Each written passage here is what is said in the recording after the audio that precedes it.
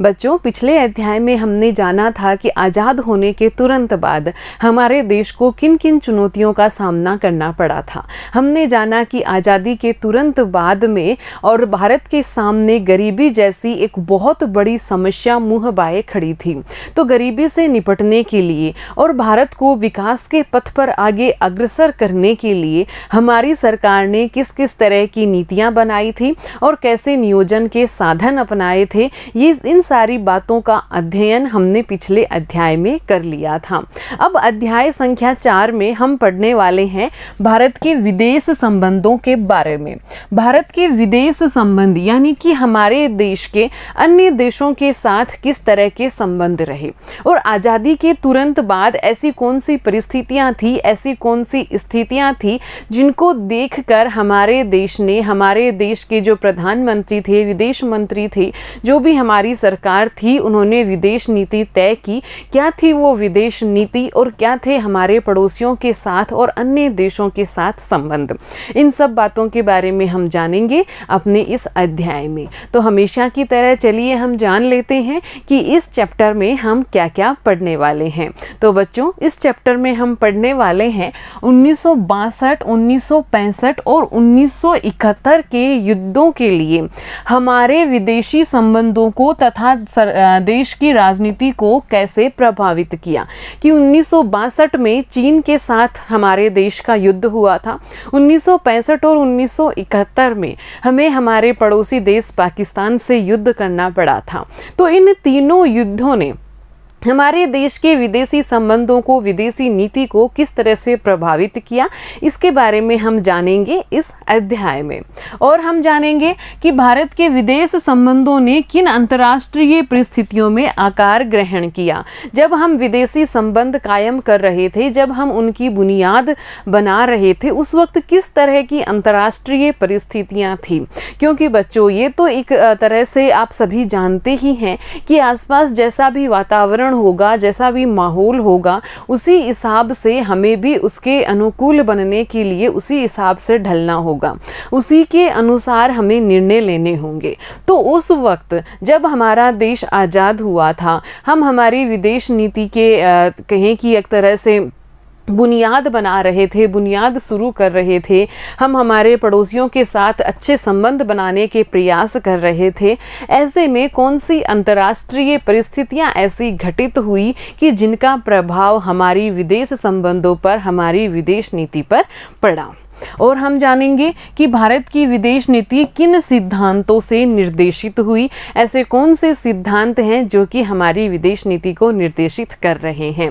चीन और पाकिस्तान के साथ भारत के रिश्ते कैसे रहे, इसके बारे में हम विस्तार से जानेंगे कि चीन के साथ हमारे रिश्ते कैसे हैं, पाकिस्तान के साथ हमारे रिश्ते उस वक्त कैसे रहे थे, और भारत की परमाणु नीति का उद्भव किन परिस्थितियों में हुआ। तो इन सारी बातों का अध्ययन हम करने वाले हैं इस अध्याय में। अब हम जानते हैं अंतर्राष्ट्रीय संदर्भ के बारे में कि जब हमारा देश आज़ाद हुआ था, हम हमारी विदेश नीति की बुनियाद तैयार कर रहे थे।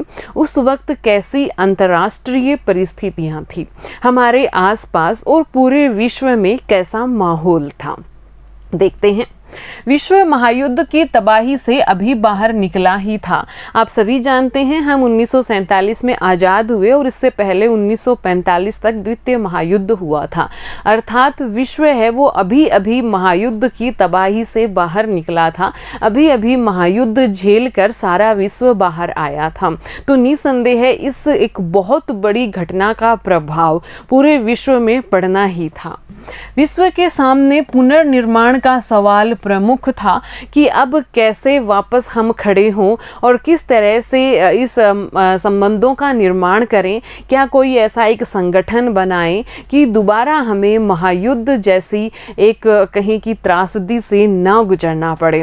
तो इस पुनर्निर्माण का जो प्रश्नवाचक चिन्ह है वो पूरे विश्व के सामने था कि किस तरह के संबंधों का हम निर्माण करें, किस तरह के रिश्तों का हम निर्माण करें, किस तरह के अंतर्राष्ट्रीय नीतियों का हम निर्माण करें कि फिर से हमें एक महायुद्ध की तबाही की ओर ना जाना पड़े, इस महायुद्ध की तबाही से ना गुजरना पड़े। एक अंतर्राष्ट्रीय संस्था बनाने के प्रयास हो रहे थे। अंतर्राष्ट्रीय जो संयुक्त राष्ट्र संघ है वो अंतर्राष्ट्रीय संस्था बने, इस बात के प्रयास उस वक्त हो रहे थे। और ये प्रयास, जैसे कि अभी अभी हमने बात की, इसी संदर्भ में थे कि दोबारा हमारे विश्व को दोबारा इस तरह की त्रासदी से, महायुद्ध की त्रासदी से ना गुजरना पड़े। हम एक ऐसे अंतर्राष्ट्रीय संगठन का निर्माण कर लें कि जो संगठन हमें बचाए इस तरह की भावी युद्ध की परिस्थितियों से, महायुद्ध की परिस्थितियों से। तो एक अंतर्राष्ट्रीय संस्था बनाने के उस वक्त प्रयास चल रहे थे। उपनिवेशवाद की समाप्ति के फलस्वरूप नव राष्ट्र विश्व के नक्शे पर उदित हो रहे थे। बच्चों, जब हम आज़ाद हुए थे उसी वक्त विश्व में ऐसे बहुत सारे देश थे जो कि आज़ाद हो रहे थे, जहां स्वतंत्रता आंदोलन चल रहे थे। यानी कि एक तरह से उपनिवेशवाद से मुक्ति का दौर वो था। तो हमारी ही तरह बहुत सारे छोटे और बड़े राष्ट्र विश्व के नक्शे पर एक स्वतंत्र राष्ट्र के रूप में आकार ग्रहण कर रहे थे। विकासशील देशों के पास अंतर्राष्ट्रीय व्यवस्था के भीतर अपने सरोकारों को पूरा करने के लिए जरूरी संसाधनों का अभाव था। जो विकासशील राष्ट्र थे, जो कि अभी अभी आज़ाद हुए थे, उन राष्ट्रों के पास जो अपनी आंतरिक ज़रूरतें थी, उन्हें अपने देश के अंदर जो विकास कार्य करने थे या फिर कोई परियोजना लागू करनी थी, इसके लिए उनके पास पर्याप्त संसाधन नहीं थे। यहाँ हम एक सवाल कर सकते हैं कि कोई और अन्य देश हैं, विकासशील राष्ट्र हैं, उनके पास ज़रूरी संसाधन नहीं है अपनी जो घरेलू परिस्थितियाँ हैं या घरेलू आवश्यकताएं हैं उनको पूरा करने के लिए। तो उन बातों का, यानी कि कोई दूसरा देश है उसके पास संसाधन नहीं है कि वो अपने देश के अंदर विकास कर सके, अपने देश के अंदर जो आवश्यकताएं हैं उनको पूरा कर सके, अपने देश के निवासियों को और सही मात्रा में खाद्यान्न उपलब्ध करवा सके, चिकित्सा सुविधाएं उपलब्ध करवा सके। तो ये उस देश की समस्या है। इससे हमारे विदेश संबंधों पर कैसे प्रभाव पड़ेगा? इसका बिल्कुल प्रभाव पड़ेगा। और कैसे प्रभाव पड़ेगा इस बारे में हम आगे जानेंगे विस्तार से कि कोई भी देश है जो कि अभी नव स्वतंत्र हुआ है, अभी उदित हुआ है, विकासशील है और वो आर्थिक रूप से कमज़ोर है, गरीब है और उसको अपनी जो आंतरिक आवश्यकताएं हैं, आंतरिक समस्याएं हैं, उनके समाधान के लिए संसाधन नहीं है, तो वो देश है जो ताकतवर देश हैं उन पर निर्भर होगा और उस देश को उन ताकतवर देशों के अनुरूप ही अपनी विदेश नीति तय करनी पड़ेगी। तो इस तरह से उन बातों का भी प्रभाव पड़ता है और वो प्रभाव हमारे विदेश संबंधों पर भी पड़ा। विकासशील देश आर्थिक और सुरक्षा की दृष्टि से ज़्यादा ताकतवर देशों पर निर्भर थे, जैसा कि अभी हमने बात की, क्योंकि वो अभी अभी नव स्वतंत्र राष्ट्र थे, उनके पास इतने संसाधन नहीं थे, इतनी शक्तियां नहीं थी कि वो स्वयं अपनी रक्षा कर सकें और वो स्वयं अपने जो भी आंतरिक आवश्यकताएं हैं उनकी पूर्ति कर सकें। तो इसके लिए उन्हें निर्भर होना पड़ रहा था जो ज़्यादा ताकतवर राष्ट्र थे, विकसित राष्ट्र थे, उन पर। अनेक विकासशील देशों ने ताकतवर देशों की मर्जी को ध्यान में रखकर अपनी विदेश नीति अपनाई, क्योंकि इन देशों से उन्हें अनुदान मिलना था। अब सीधी सी बात है कि जो ताकतवर राष्ट्र उनको अनुदान देंगे, उनकी सहायता करेंगे, उनकी आवश्यकताओं की पूर्ति के लिए उन्हें संसाधन उपलब्ध करवाएंगे, तो ये तो है नहीं कि वो उन्हें ऐसे ही बिल्कुल फ्री में ये सारी की सारी चीज़ें दे देंगे। उन ताकतवर राष्ट्रों ने अपनी मर्जी के अनुसार उनकी नव स्वतंत्र राष्ट्रों की विदेश नीति बनवाई। अपनी मर्जी के, उनकी जो मर्जी है उसका प्रभाव उन राष्ट्रों की विदेश नीति पर परिलक्षित होता हुआ दिखा। अब दुनिया दो खेमों में बंट गई थी। अब दुनिया दो खेमों में, क्योंकि अब शीत युद्ध का दौर शुरू हो चुका था द्वितीय महायुद्ध की समाप्ति के बाद में। और जैसा कि हमने बात किया, ताकतवर राष्ट्र थे वो अनुदान दे रहे थे, किसको? नव स्वतंत्र राष्ट्रों को, विकासशील राष्ट्रों को, जो शक्ति संपन्न राष्ट्र नहीं थे उनको। तो बदले में वो उनका समर्थन चाह रहे थे, सहयोग चाह रहे थे और अपने आप को ज़्यादा ताकतवर बनाने का प्रयास कर रहे थे। इसलिए उन्होंने अपनी मर्जी से जिन राष्ट्रों को अनुदान दे रहे थे उनकी विदेश नीति का निर्धारण करवाया और इस तरह से दुनिया दो खेमों में बंट गई, दो ताकतवर देशों में बंट गई। जो दो ताकतवर देश थे वो थे अमेरिका और सोवियत संघ।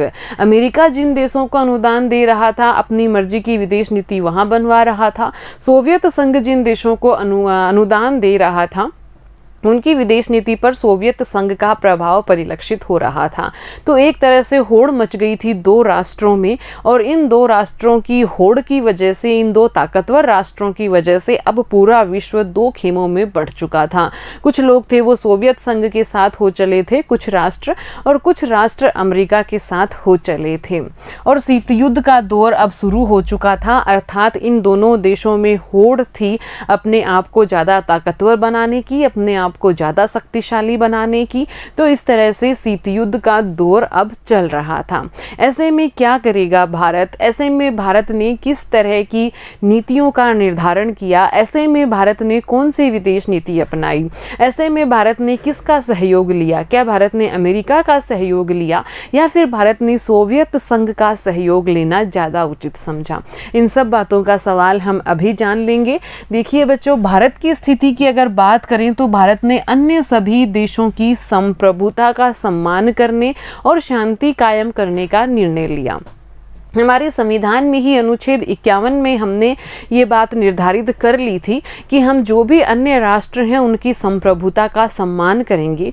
भारत कभी भी पहले किसी भी राष्ट्र पर, चाहे वो राष्ट्र छोटा है, बड़ा है, शक्तिशाली है, कम शक्तिशाली है, कभी भी किसी भी प्रकार के आक्रमण की पहल नहीं करेगा। भारत अपने जो पड़ोसी देश हैं उनको सहयोग देगा और उनको सम्मान प्रदान करेगा।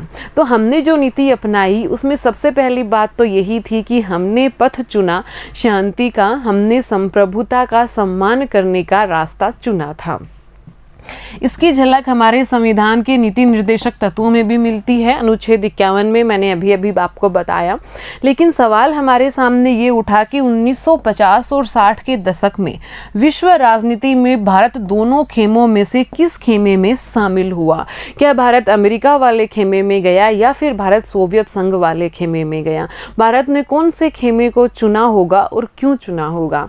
क्या भारत अपनी विदेश नीति को शांतिपूर्ण ढंग से बाहर लागू करने और अंतर्राष्ट्रीय झगड़ों से बचने में सफल रहा, या फिर भारत ने कोई ऐसा रास्ता निकाल लिया कि भारत ना तो अमेरिका की तरफ गया, ना ही उसे सोवियत संघ की तरफ जाना पड़ा, और ये जो शांति का एक निर्देश, एक शांति का एक उद्देश्य जो हमने हमारी विदेश नीति में लिया था, क्या भारत उस पर कायम रह पाया? देखिए बच्चों, दुनिया उस वक्त, दुनिया के देश थे वो दो खेमों में बट गए थे। एक खेमा था वो अमेरिका के नेतृत्व में और दूसरा खेमा था वो सोवियत संघ के नेतृत्व में था। दोनों खेमों के बीच आर्थिक, राजनीतिक और सैन्य टकराव लगातार जारी था। कहीं कहीं छोटी मोटी घटनाएं सैन्य टकराव की भी होती थी। आर्थिक कंपटीशन बहुत ज़्यादा था और हथियारों का जो प्रतिस्पर्धा थी वो बहुत ज़्यादा उस वक्त चल रही थी, और दोनों ही अपने आप को एक दूसरे से ज़्यादा शक्तिशाली, एक दूसरे से ज़्यादा ताकतवर साबित करने में लगे हुए थे। संयुक्त राष्ट्र संघ अस्तित्व में आया। जो हमने बात की कि अंतर्राष्ट्रीय संगठन बनाने का प्रयास विश्व में चल रहा था, वो प्रयास सफल हुआ। संयुक्त राष्ट्र संघ के रूप में हमने संयुक्त राष्ट्र संघ एक अंतर्राष्ट्रीय संगठन का निर्माण किया, और इस उद्देश्य के साथ किया कि अब हम तीसरे महायुद्ध से बचे रहें, अब हमें दोबारा महायुद्ध की त्रासदी को ना झेलना पड़े। परमाणु हथियारों का निर्माण हुआ। चीन में कम्युनिस्ट शासन की स्थापना हुई और औपनिवेशीकरण की प्रक्रिया प्रारंभ हुई। तो ये वो वैश्विक संदर्भ हैं जिनको ध्यान में रखते हुए भारत को भी सोचना था अपनी विदेश नीति के बारे में। भारत को भी निर्णय लेना था कि उसे किसी एक खेमे में जाना है, किसी दूसरे खेमे में जाना है, या फिर किस तरह से उसे अपनी जो शांति की, अपनी संप्रभुता के सम्मान की जो विदेश नीति है उसको लागू करना है। तो देखिए, प्रधानमंत्री और विदेश मंत्री भी थे नेहरू जी, कि हमारी जो विदेश नीति है उस पर नेहरू जी की जो भूमिका है उसका क्या प्रभाव पड़ा, उनकी जो सोच है उसका क्या प्रभाव पड़ा, उनके जो विचार हैं उनका क्या प्रभाव पड़ा। निसंदेह है बच्चों, जब कोई प्रधानमंत्री के पद पर व्यक्ति होता है, विदेश मंत्री के पद पर व्यक्ति होता है, तो उनकी जो विचार हैं, उनका जो मानना है, उनके जो सिद्धांत हैं, उनका प्रभाव विदेश नीति पर पड़ता है। तो उस वक्त जब हम अपनी विदेश नीति की बुनियाद तैयार कर रहे थे, हमारे प्रधानमंत्री और विदेश मंत्री दोनों ही पदों पर पंडित जवाहरलाल नेहरू सुशोभित थे। तो इनके भी विचारों का हमारी विदेश नीति पर प्रभाव पड़ना ही था। तो देखिए इनका क्या प्रभाव पड़ा। नेहरू की विदेश नीति के 3 उद्देश्य थे। पहला था कि कठिन संघर्ष से प्राप्त संप्रभुता को बचाए रखना, यानी कि हम इतने लंबे संघर्ष के बाद आज़ाद हुए थे, एक स्वतंत्र राष्ट्र के रूप में विश्व के नक्शे पर हमने अपने आप को प्रस्तुत किया था, तो अब हमें इस संप्रभुता को बनाए रखना है।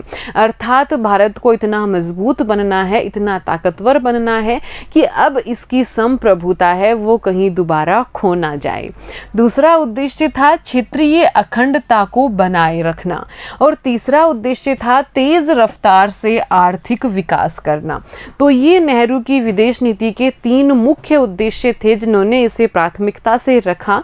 तो विदेश नीति पर नेहरू को बढ़त हासिल थी क्योंकि ये दो बहुत बड़े पदों पर थे, और दूसरी बात ये एक लोकप्रिय नेता थे, करिश्माई नेता थे। तो विदेश नीति पर इनका प्रभाव एक तरह से होना ही था। तो भारत ने क्या चुना? भारत ने चुना दोनों खेमों से दूरी का रास्ता, कि भारत ने ये कहा कि ना तो हम अमेरिका के साथ शामिल होंगे और ना ही हम सोवियत रूस के नेतृत्व वाले खेमे में शामिल होंगे।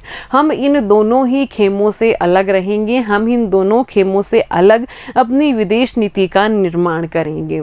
क्योंकि अभी हमने बात की कि अगर भारत किसी भी खेमे में शामिल हो जाता तो उसे उस ताकतवर राष्ट्र के अनुरूप अपनी विदेश नीति का निर्माण करना पड़ता। इसलिए भारत ने दोनों खेमों से अलग होने का निर्णय लिया, और भारत ने निर्णय लिया कि अब वो इन दोनों खेमों से विलग अपनी स्वतंत्र विदेश नीति का निर्माण करेगा।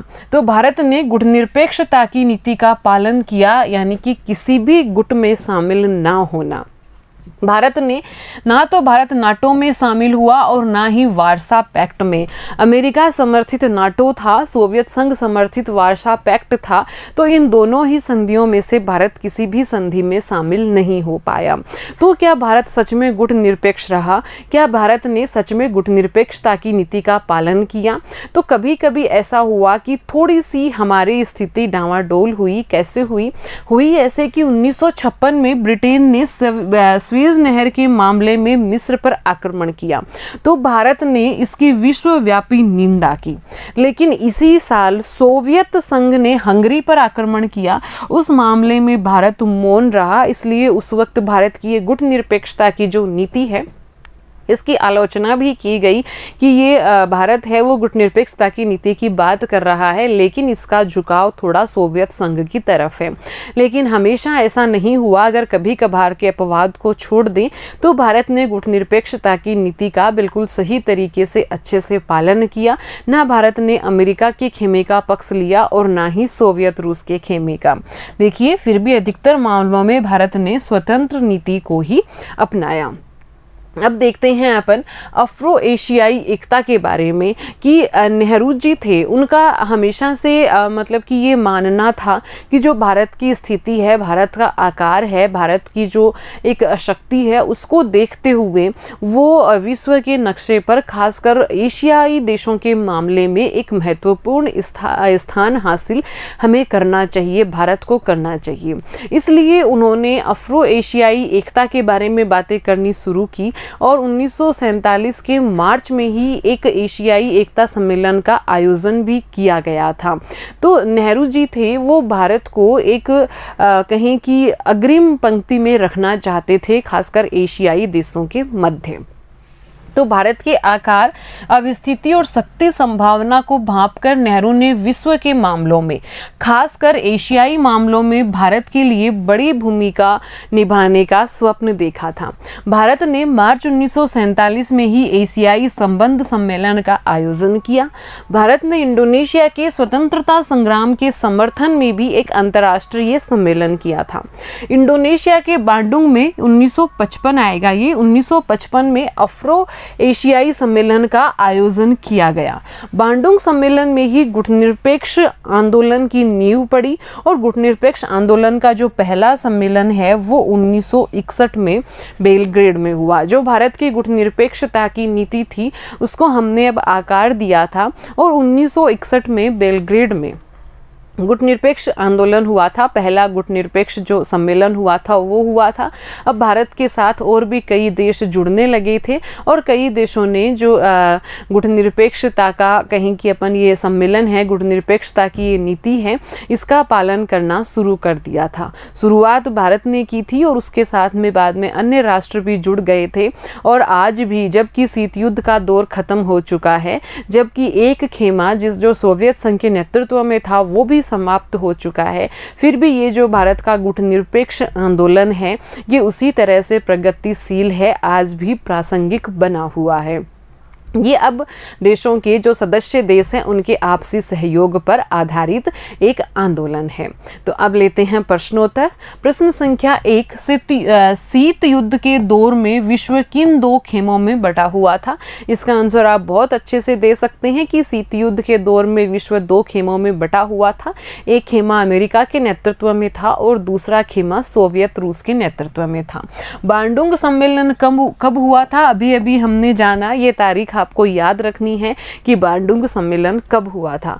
गुटनिरपेक्ष आंदोलन का पहला सम्मेलन कब और कहाँ हुआ था? तो गुटनिरपेक्ष आंदोलन का पहला सम्मेलन कब और कहाँ हुआ था, इस बारे में भी हमने अभी अभी पढ़ा है। इसका आंसर आपको खुद करना है और आपको याद भी रखना है। ये दोनों ही महत्वपूर्ण क्वेश्चन हैं।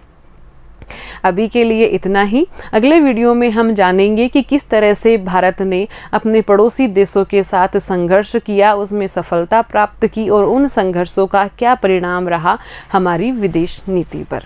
धन्यवाद।